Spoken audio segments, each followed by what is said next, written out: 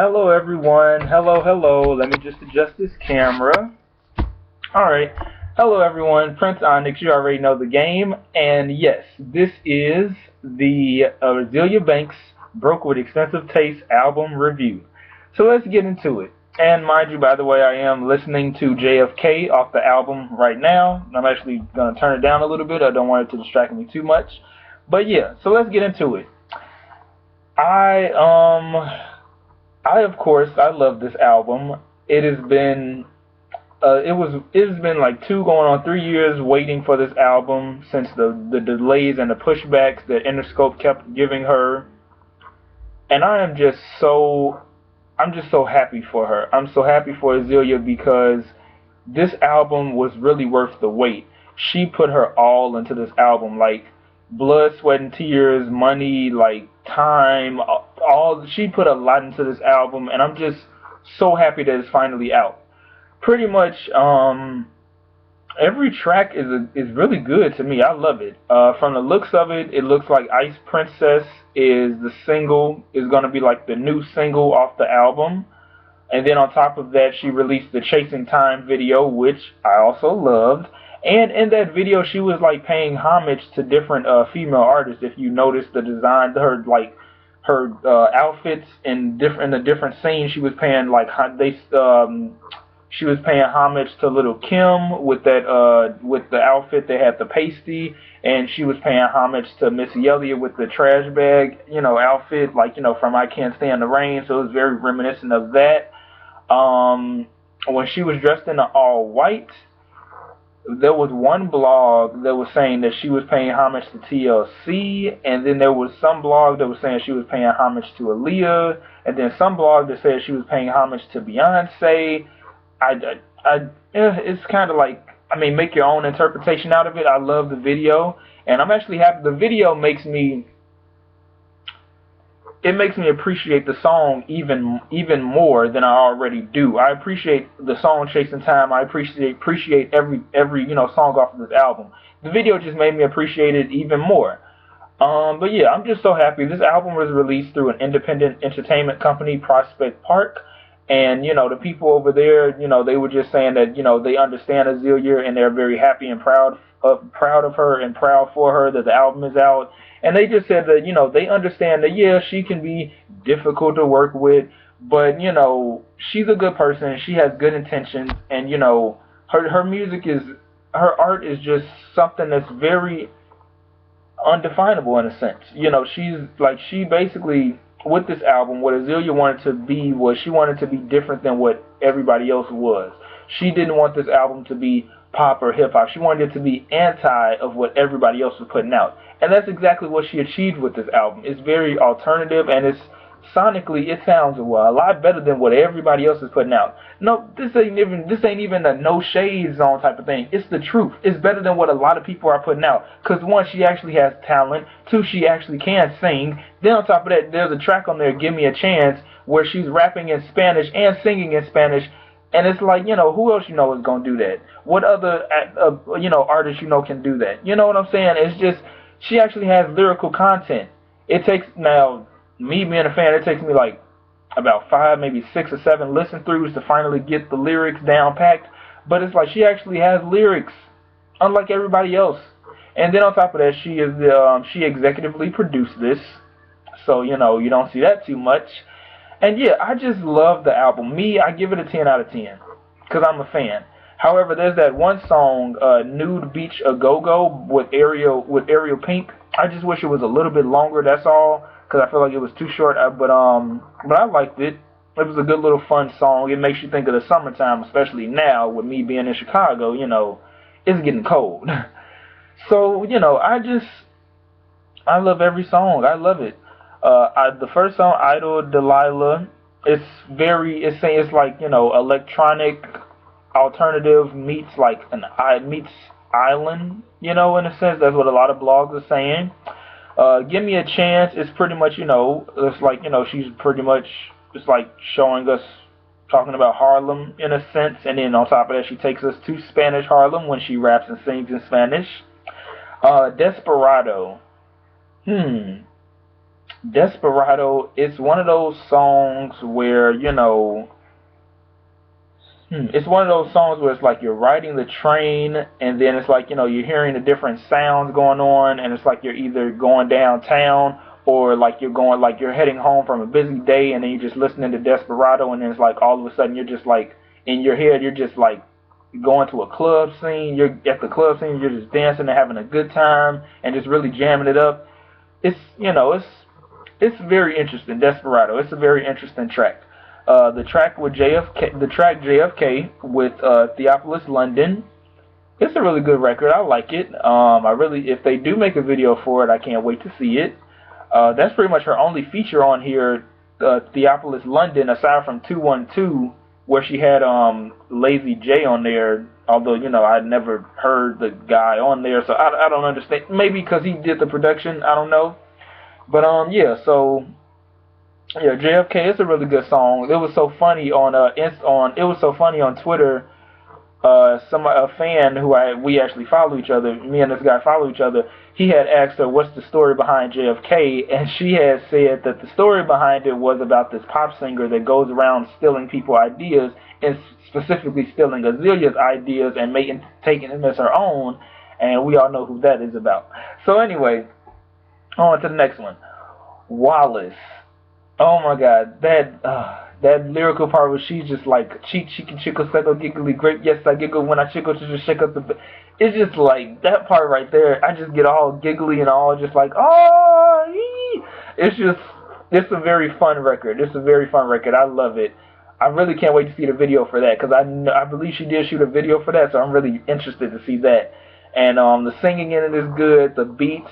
The production in this album is just amazing. The different producers from Little Internet to A-Rap Music. I think there's a Diplo track on there somewhere. There's so much different production, but it's like sonically it all comes together. Let's see, Heavy Metal and Reflective. I already did a review of that. I believe I did a review of that. So if you guys want to see that for Heavy Metal and Reflective, it's a video I believe I did. I did a review for that and Chasing Time. BBD, the album version. It's the same. It's great. I love it. I love it. It's the same as the first version that she put out. But yeah, it's BBD is pretty much like I get the feeling that you're cruising around town with your girls or your guys or your homies or whatever. Y'all cruising around town, and it's like a night to go and paint the town red or paint the town pink or whatever the hell people say. And you just feeling yourself. You just confident, cocky. You just like they say I'm poison. What's the difference? Anyway, I love it. I love it. It's such a good. Oh my God, you guys don't understand. Okay, like when oh my God. So it's just the fact that Azealia Banks pulled a Beyonce move and just dropped this album out of nowhere. No announcements, no nothing. Just bam, the album is out. And it's like I was on the phone with my friend Tiana, and I was just scrolling through Facebook, minding my business. And I was scrolling through Facebook, minding my business, and I saw it right there, like the Azealia Banks Broke with Expensive Taste out now, and I literally cried for like 2-3 minutes because it's like I've been waiting for this album for so long, and to finally have it, like this is the only album I've been listening to for like a week, going on 2 weeks straight. I've been listening to this album for like a week, going on 2 weeks straight. I can't tell you guys the last time I've done that for an album. Well, maybe Janelle Monáe. That was probably it. Janelle Monáe, Angel Hayes, and Iggy Azalea. I've only listened to their stuff for like 2 weeks straight. So those are the only other artists I can think of whose stuff I listened to for like a very long time. But with this, I'm listening to this like every day. On my way to school, on my way to work, I'm listening to this every day. Even when I get to work, listening to this every day. Ice Princess, as I mentioned earlier, I feel like that is going to be the next like single off the album. Ice Princess is really good. That song, a lot of people, a lot of blogs, they were saying that like they like that song in particular, and that they feel like if anything, that would probably be the song that gets played on the radio. It would get radio play, and it could do well on the radio, which I believe it could too. So yeah, Ice Princess, that's a good one.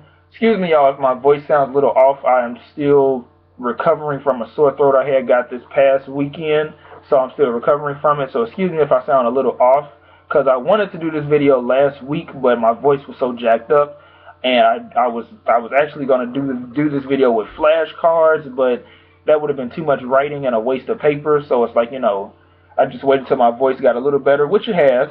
But yeah, anyway, so yeah, Ice Princess, and then Young Rapunzel. It sounds the same as the single. I mean, except for the part where it says danger, at the beginning with the single version. So, it got a little edited around. Soda. I love Soda. It's like one of those songs that you listen to when you're kind of down on your luck, you're kind of down on love. You may have gotten out of a bad breakup or a long-term relationship, and you just listen to it and you're just like, I was your lover, I was the one for you, but hey, it is what it is. Pretty much the backstory behind Soda is that like Azealia Banks, and I didn't know this, but Azealia, she takes antidepressants, and I think she takes them with soda, so that's where that song pretty much came from, and it was about like one of her bad breakups. So, I like it. It's a very relatable song. That song, you could probably play it on the radio too. Next would be Chasing Time, which, yeah, that one you could definitely play on the radio as well. Chasing Time is about pretty much, moving on, getting out of a breakup. You're tired of the white lies. You're tired of being fed up. You're tired of taking things too slow. You're tired of, no progression. And you just, you need your space. You need your time. It's just, you think I'm starting new relations. I'm just apart and need my space and time to myself, ventilation. No time for you. I like the patience. So, it's just had to spit a little verse for y'all from the song. But yeah, it's just about, being by yourself and just, trying to figure out what you want in life. And you're just like, I don't need you. I really don't. I really don't. I need time to myself. You, go. Next is Luxury, Luxury is from the Fantasy mixtape that was released in 2012, and I like this version better. The album version of Luxury, I like it better. Sonically, it sounds way better. Like, cause the mixtape version, you can tell that song was kind of rushed, maybe, and it was kind of like, like it probably didn't come along back when it was on the mixtape. It probably didn't come along the right way, like Azealia hoped it would. But the album version of Luxury sounds way better. Next would be, of course, as I mentioned earlier, Nude Beat Your Go-Go.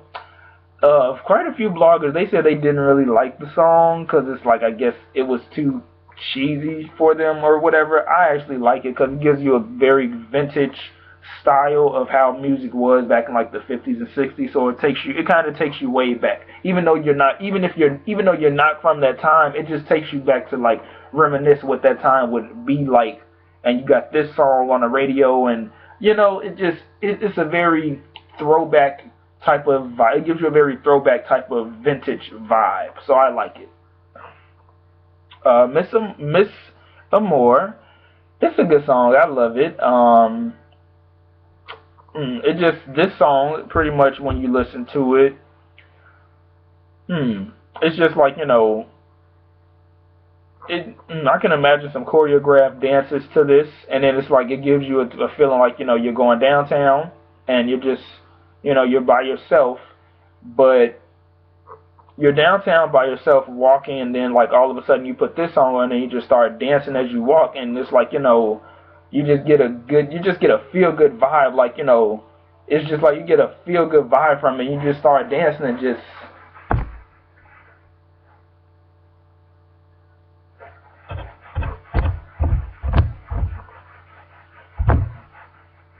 so, it's just you get a feel good vibe and you just start dancing and you just, yeah. So yeah, the last track, Miss Camera, oh my God, I finished that. I think she says it.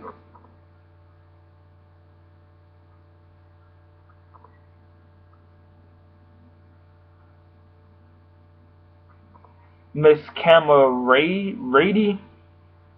I'm trying to think. I can't really pronounce it. Oh my god, it was in my head and now it's not.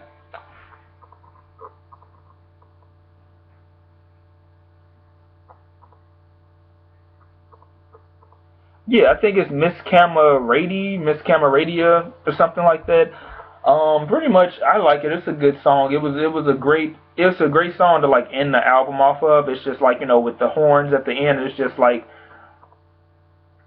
Miss Camaraderie. That's what it was. Okay, I'm listening to it right now, you guys. That's why I was waiting for her to say it. Miss Camaraderie. There, I love it. It's a good song.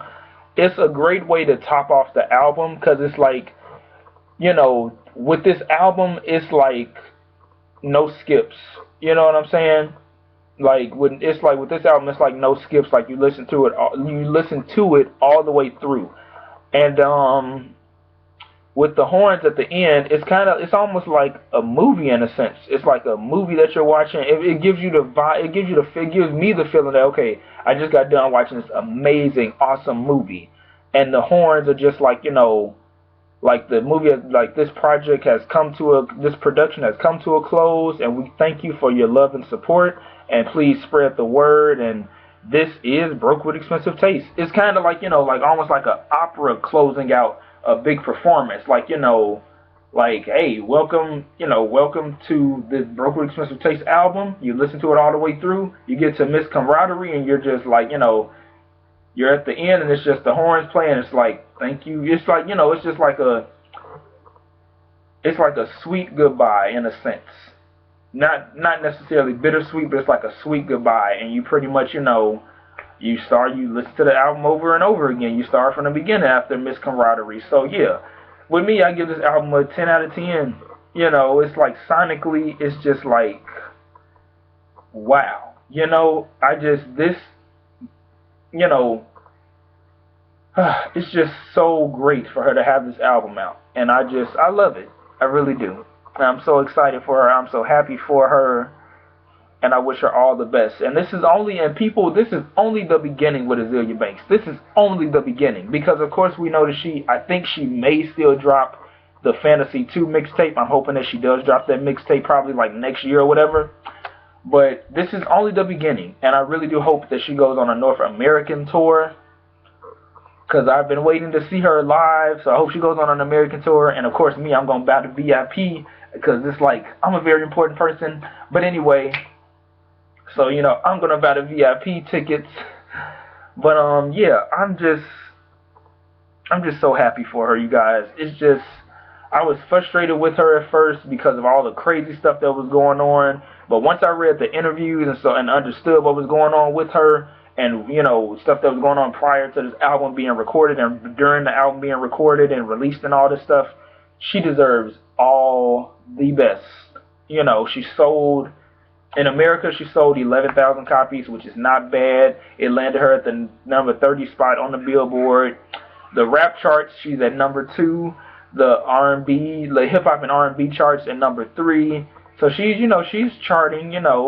Regardless, my thing is, regardless if you check the charts or not, just know that she's doing better than your faves. That's all I'm gonna say. No names will be mentioned, but fuck your faves. Broke with Expensive Taste, fuck your faves. Anyway, yeah, I'm just so happy for her. Oh, and then in the UK, she sold like 1,000. So it's like I mean, I would have thought that she would have sold more overseas, but people are probably still buying it, because it's like when you drop an album out of nowhere, it's like people may not have money at the time, and it's like some of us may have money, so it's like you just gotta wait till people get their checks or whatever, and then once they take care of their main stuff, then they buy the album. So pretty much just yeah, support the album. And hold on, yeah, I'm in a minute. Okay, here. So yes. It's with your sister. Yeah. So yeah, so pretty much the album is really great, and just the album is just so wonderful. It's a wonderful piece of work, and it's just like You don't hear, this is like one of those albums that 10 years from now, people are still going to be talking about, I feel. You know, my thing is this, regardless if you like her or not, you can't deny that she has talent. That's all I'm going to say. You can't deny her talent. Regardless, you can't deny her talent. She has more talent than some of your faves, and that says a lot. So, again, no names to be mentioned, but she has more talent than some of your faves. That says a lot. So again, screw your faves. Broke with Expensive Tapes, aka BWET, is out in stores now. And if you are a fan, just like I, the Prince Onyx, go out and get this album. Go out and support Miss Azealia Amanda Banks. And thank you for tuning in to this wonderful review. And I hope you all support the album. And tell me, what are your favorite tracks? And which tracks you didn't like, which tracks you thought could have been different. You know, which tracks do you want to see a video for, and all that good stuff. So again, thank you guys for tuning in. And yes, Broke with Expensive Taste, the album. The long-awaited debut album by Miss Azealia Banks. Thank you for tuning in, and have a wonderful good evening and a wonderful Super Saturday.